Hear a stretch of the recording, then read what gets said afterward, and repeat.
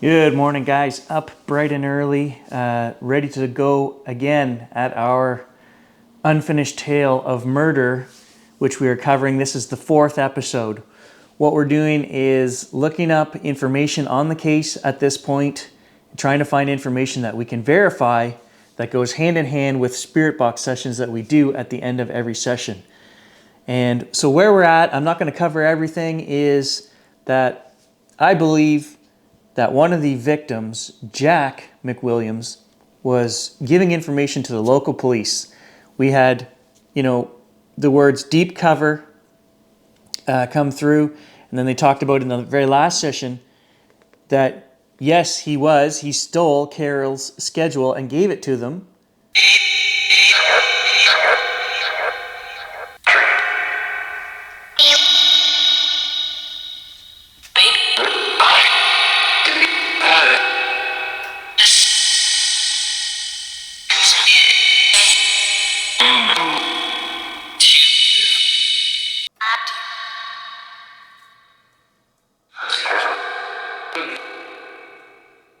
Indicating that he was working, that she was upset, that she was betrayed by this.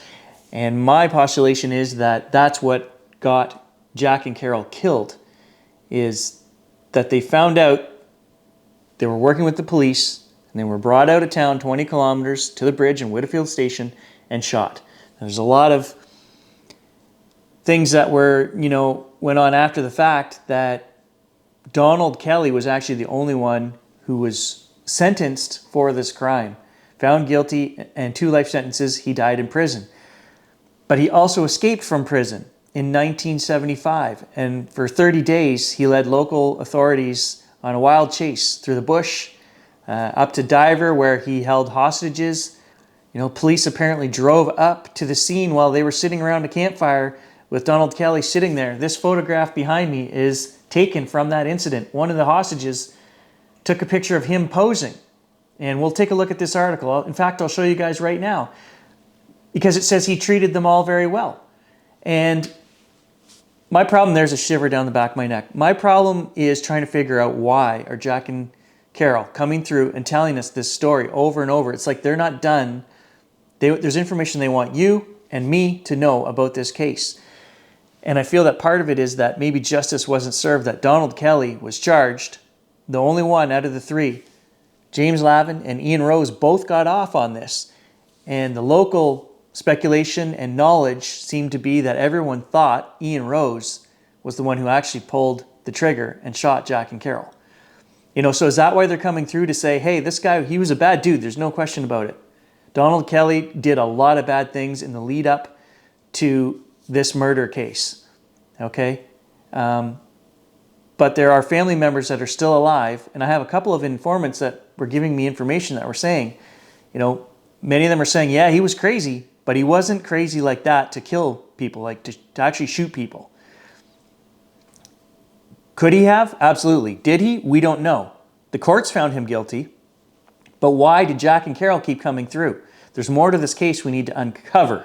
So let's take a quick look at this article right here, and I'll just read to you guys. This was up in Diver, which is probably 80 kilometers from my house, and just campgrounds on a bunch of lakes up there. There's 20 lakes, I don't know, all kinds of camp areas, and that's where he held hostages for a day and a half. So let's take a look at this article. Where I want to go with this today is I want to discuss some of the things where there's conflicting evidence or reports that maybe the police, he was such a bad guy, well known to police, did they pin some things on him? Did they, the police dog that was used to track him down after this Diver incident, 200 kilometers west of here in the little town of Skeed, he was found in an old log cabin in the bush hiding out, kind of like the days of the Wild West. And the police dog Cloud was released and set on him. And in the ensuing gunfire, Cloud got shot. The police stated that as they were putting the cuffs on Donald Kelly, he was already apologizing for shooting the dog. But Donald Kelly swore up and down, I didn't shoot the dog. That's just one example. And I believe there was some speculation. Donald Kelly was saying that Evidence for his trial went missing, and that's why he broke out of prison, because he said, now I'm screwed, I'll never get a fair trial, and that was why he broke out of prison. But the police were saying, as stated in this article, the reason he broke out of prison was simple. It was for revenge, because he wanted to get members of society that were going to testify against him, including police officers and others. And that's what they were saying this whole breakout was about, but he was saying, no, evidence was tampered with and stolen, and so is there more to Donald Kelly's side of the tale, even though he was not an innocent or nice person?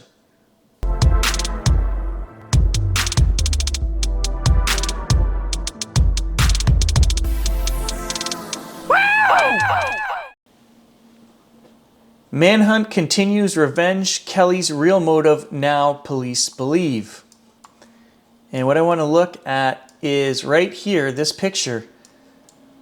This picture of Donald James Kelly was taken by one of the 11 people that he held hostage for over 15 hours in the McConnell Lake area east of North Bay on Thursday. The photo, released by Ontario Provincial Police, was taken with a small camera and on color film. Kelly volunteered to have his picture taken by the people who say he treated the adults and children well.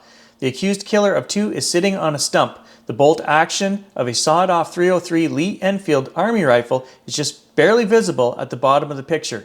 Kelly is known to be carrying this weapon that he modified at the campsite, as well as another rifle. Behind him, camper washing hangs on the line. Here's the part I find a little bit funny, kind of showing the gross incompetence of the police force back then. It was disclosed that during the time the campers were held, a provincial police car making a check of the area near McConnell Lake, 60 miles northeast of here, waved to the group as they turned their car around. So they drove right up to this hostage situation, gave a big wave to everybody, turned the car around and buggered off. The group seated around a campfire while the concealed gunman kept a rifle trained on them, waved back. Didn't even get out of the car to go and check. All right, here's a police sketch of Donald Kelly from the trial in 1975.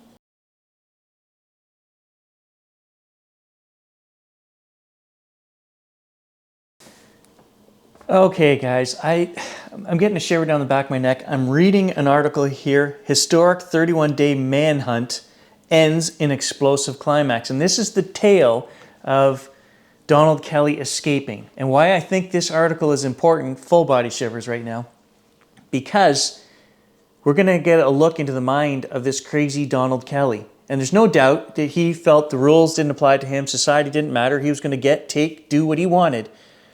But from what I'm reading here, he wasn't a cold-blooded killer. Just you can see the interactions that he has. I'm going to read this article to you guys. And let's just keep an open, subjective mind as we read this, knowing he's a terrible, terrible person. But is he a cold-blooded, psychopathic killer? So this is the tale of how Kelly managed to escape from prison and what went on. And it's the details, the interactions with, dozens of people that I want to point out here, okay? Shortly after 9:30 a.m. on Saturday, August the 2nd, Donald Kelly, 37, escaped from the North Bay District Jail. Monday, shortly before 7 p.m., Kelly was recaptured in a small shack near Skeed, a community 20 miles northeast of Sudbury. A costly, dramatic, exhausting 31-day manhunt had ended. The conclusion was a successful one. Kelly, although suffering multiple wounds, had been taken alive. Yet the ending of the drama contained a note of tragedy. And this is the story, the tale of Cloud. Cloud 2, North Bay's famed OPP tracking dog, was dead. The much-loved, highly respected canine had become the only fatality in an armed search that drew the nation's attention to this area during the past month. Kelly's breakout from the jail was the opening round in the lengthy saga. He had been in custody in the jail charged on 2 counts of murder, punishable by life imprisonment. A preliminary hearing was underway in North Bay Provincial Court into the 1969 shooting deaths of Carole MacWilliams and her brother-in-law, Jack MacWilliams. Kelly, along with Ian Rose and James Lavin, had been charged in connection with the murders. The bodies of the MacWilliams had been found late in November of 1969, floating in the North River. The Saturday morning of the jailbreak, Kelly had been sitting in the visiting room of the security building talking through a glass partition to his mother, Mrs. Myrtle McLaren. That's important. Let's remember that name in case it comes through in the spirit box sessions. A grocery delivery was being made to the jail through a side door near where Kelly sat. The door was open and a guard was in the vicinity. Kelly suddenly lunged from his chair and ran to the door and felled the guard with a blow of his fist to the guard's temple. Kelly then ran to the side door over to a truck parked near the building. He took a rifle and shells from the truck, loaded the gun, and began running towards Trout Lake Road. The jail guard, who had recovered from the blow, chased Kelly out the door, and seeing him with his weapons, ran back into the building for assistance. Kelly then apparently fired one shot at the direction of the side door. The bullet struck the cement steps. Out on the Trout Lake Road, Kelly commandeered a passing vehicle, forced the occupants out of the car, and sped off down the roadway, heading towards Highway 63. So there's his first interaction with people. He didn't hurt them, he just forced them out of the car. Maybe he didn't have time to hurt them. Let's keep reading. The alarm was raised and roadblocks were set up over a 200-mile radius of the area. Ontario Provincial Police called for extra men. Holidays and days off were cancelled and the big manhunt was on. The fugitive disappeared from sight for a day. During this time period, it was later revealed Kelly wended his way to the sanitary landfill site north of the city, Sandam Road. I've taken you guys up there on many of our adventures. The car he had commandeered became bogged down in the soft sand. He then took a person hostage who had come to do some target shooting. The two walked over to the Gormanville Road area where two more hostages were taken, and eventually Kelly had assembled a group of 6 hostages. They went to a home on Tower Drive where some ate, and Kelly made a change of clothes. So he's actually letting them eat and kind of, making sure everybody is okay. He hasn't hurt anybody at this point. He's like, I would think, if I'm a possessed crazy guy trying to get out of here and I've got hostages, I don't give 2 damns about you.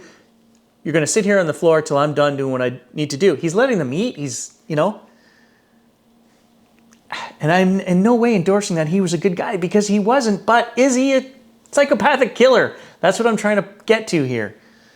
When they left that area, they went to Songus Road and along to Talon Lake and stopped at a cottage in the area of Camp Conowanga. There, Kelly took 4 more hostages and tied up all 10 before leaving the area in a stolen car.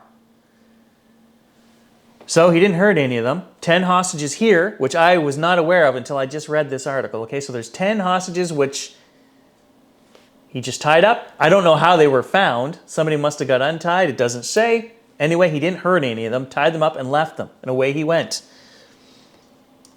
The car he took was found concealed in the woods on the Old Feronia Road, moving the search to that area. During this entire period, police were combing the area on a round-the-clock basis. From Monday, August 4th on, Kelly concealed himself well and covered his tracks in such a manner that police were unable to get a positive lead on him until August 15th.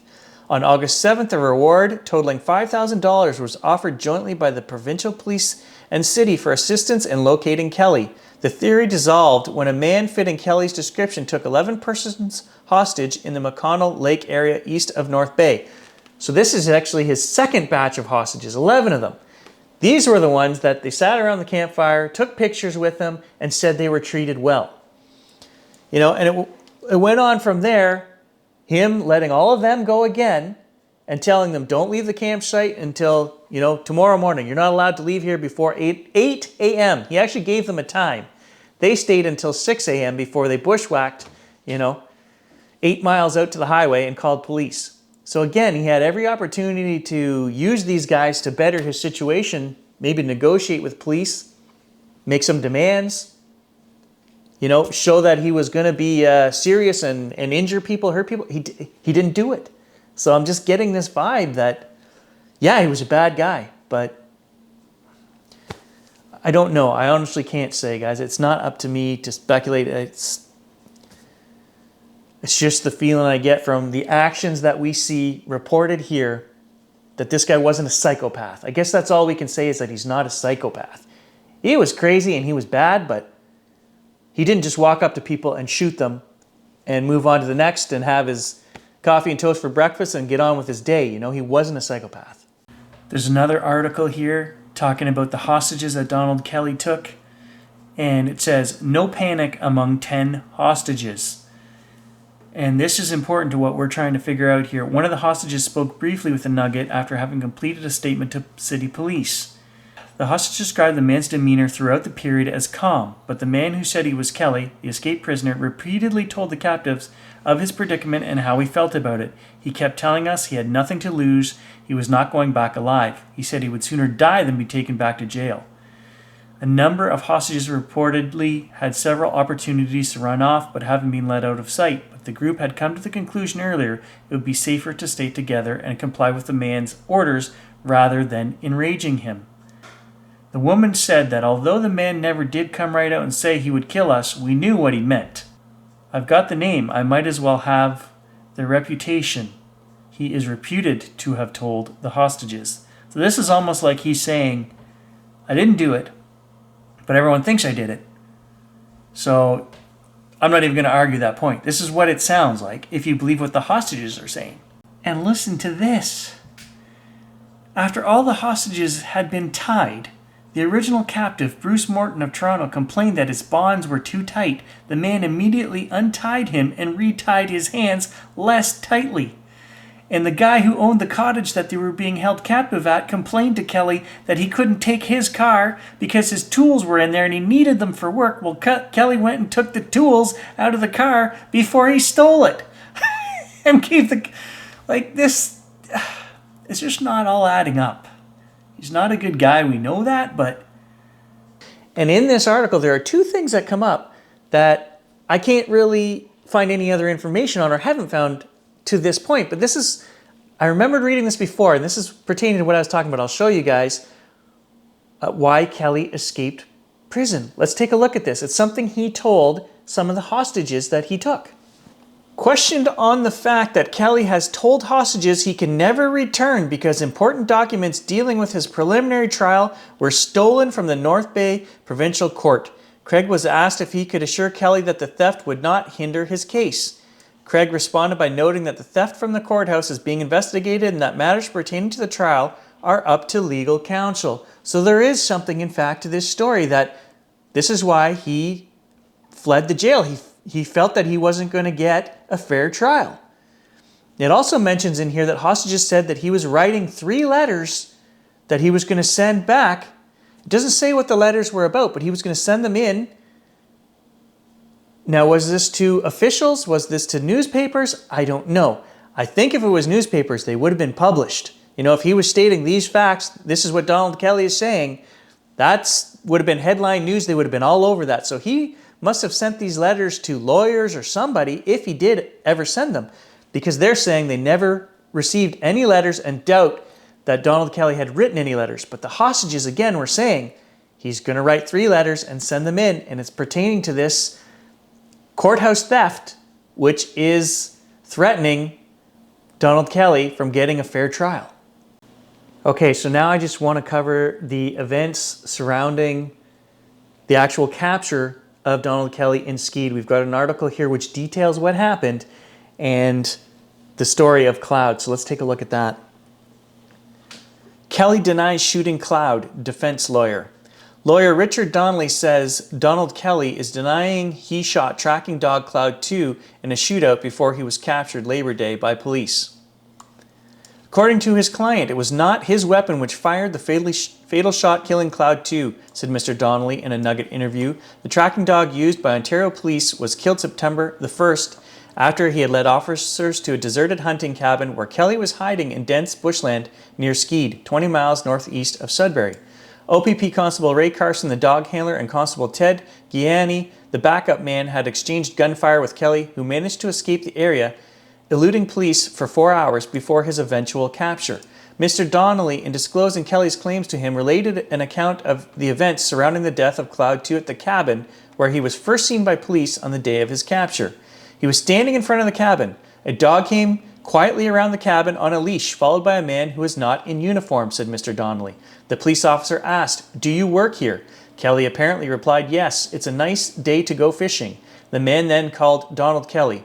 Kelly started to move towards a gun 10 to 15 feet away. He turned his back and was shot in the back, recounted Mr. Donnelly. So they shot him in the back. Kelly, grabbed his rifle in his left hand and vaulted over a table on the porch. He started running and the dog came after him. Cloud had hold of his sleeve. He and the dog were all tangled up and were rolling down an incline. Shots were being fired at them, Kelly and Cloud. One of them shots hit the dog while he, Kelly, was holding his rifle by the barrel in his left hand, said Mr. Donnelly.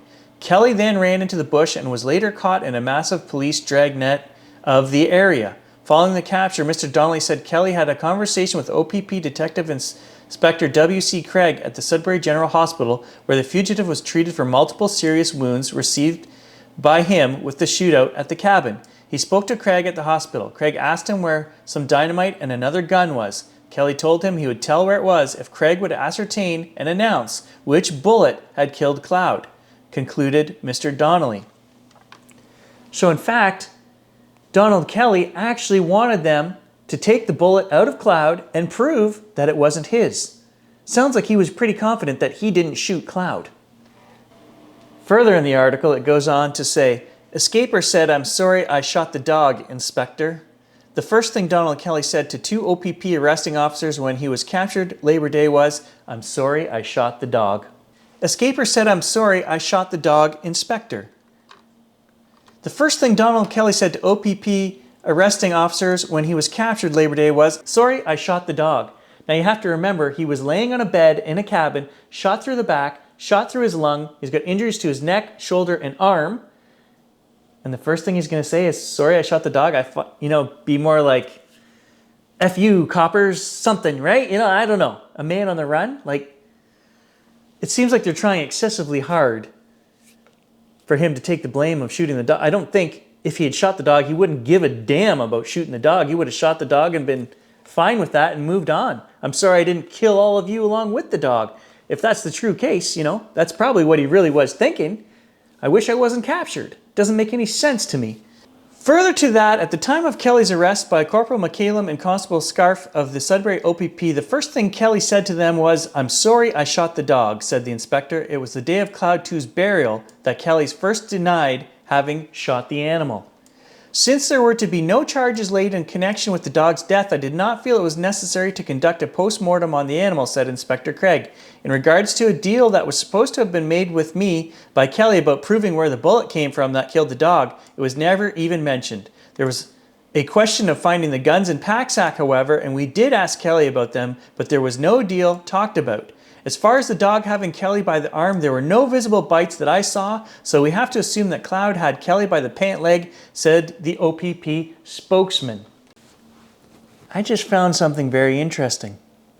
Remember now, Donald Kelly says that Cloud had him by the arm. And if a police dog grabs you by the arm, there are going to be injuries, right? Well, in the previous article, the detective says that Donald Kelly had no injuries to his arm. And he went on to tell how Cloud had grabbed him by the leg.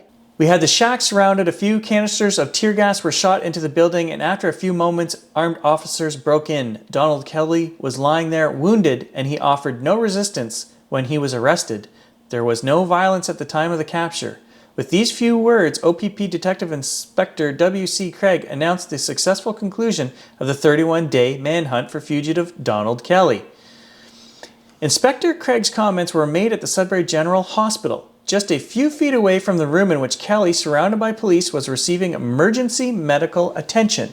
Kelly was reported to be suffering from gunshot wounds to his back and his left lung and injuries to his arm and neck, believed to have been inflicted by Cloud.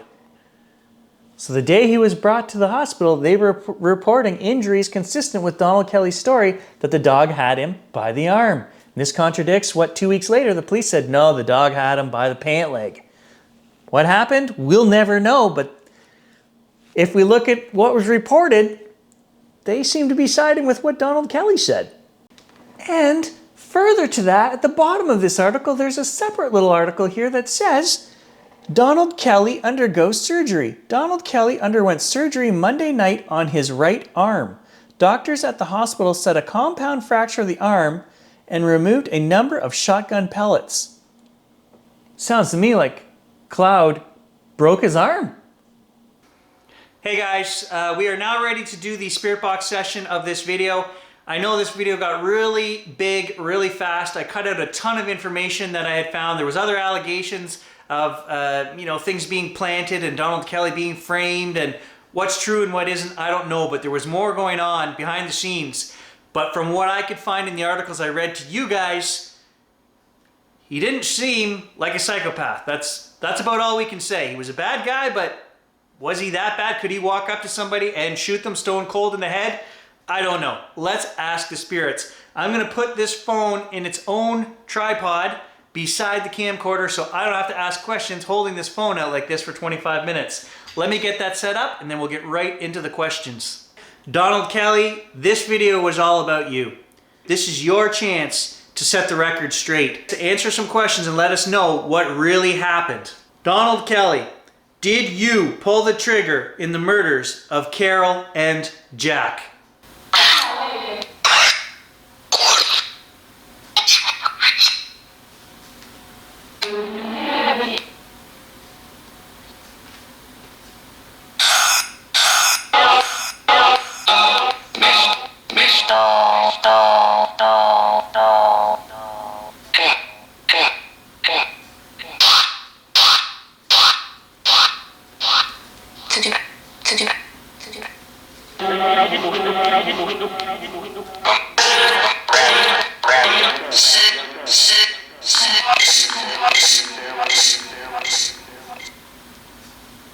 If you didn't shoot Jack and Carole, who did?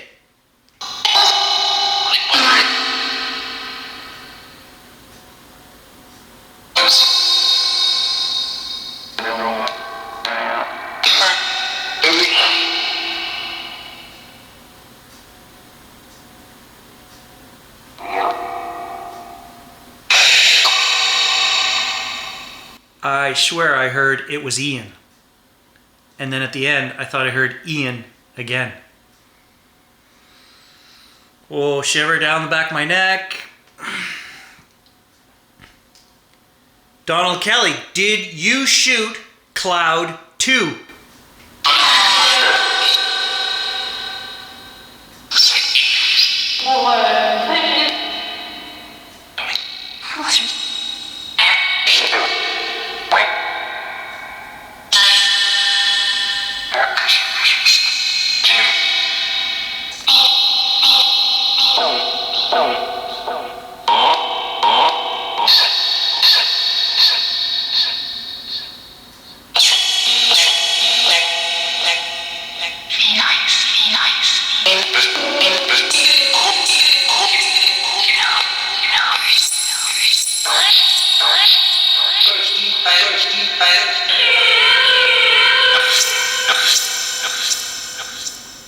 What information was stolen from the courthouse that was going to affect you getting a fair trial?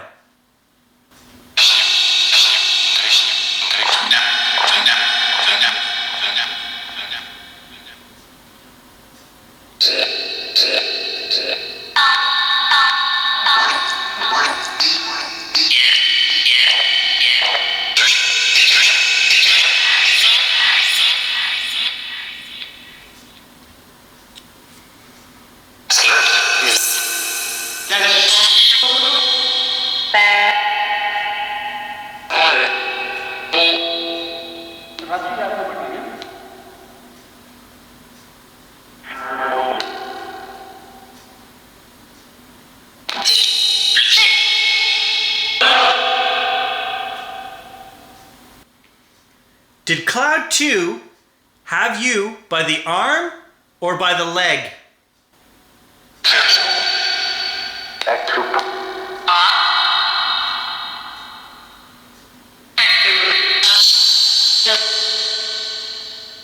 Which arm?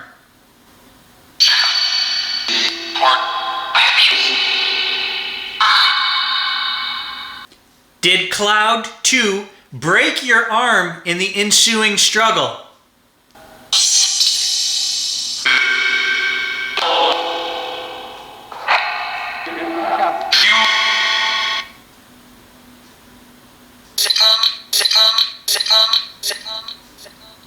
Did officers inadvertently shoot Cloud while firing at you?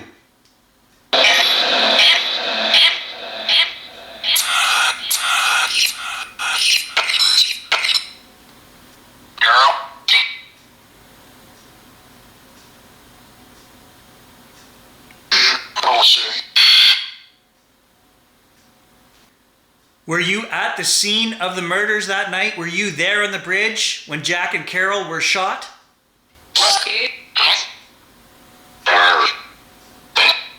Did you pick up the bodies and dump them in the river? What baby?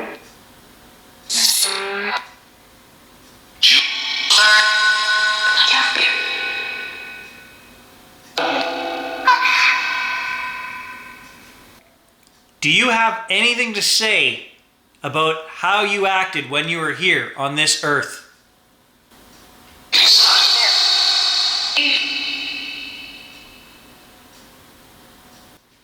And the last question I'm going to leave open, Donald Kelly.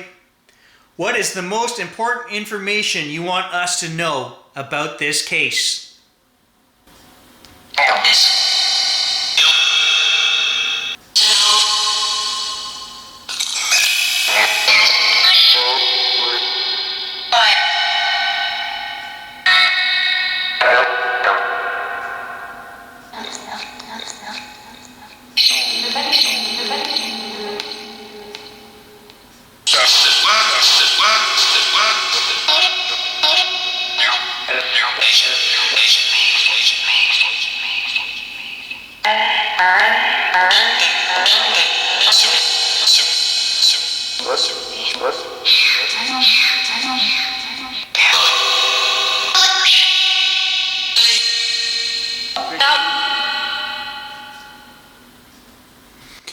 Alright guys, there you have it. This is the Donald Kelly edition. The fourth video we've done. We are not done with this case yet because there are two more suspects that we need to talk to and maybe another angle or something that we can look at. I just feel I'm not done yet. Stay tuned.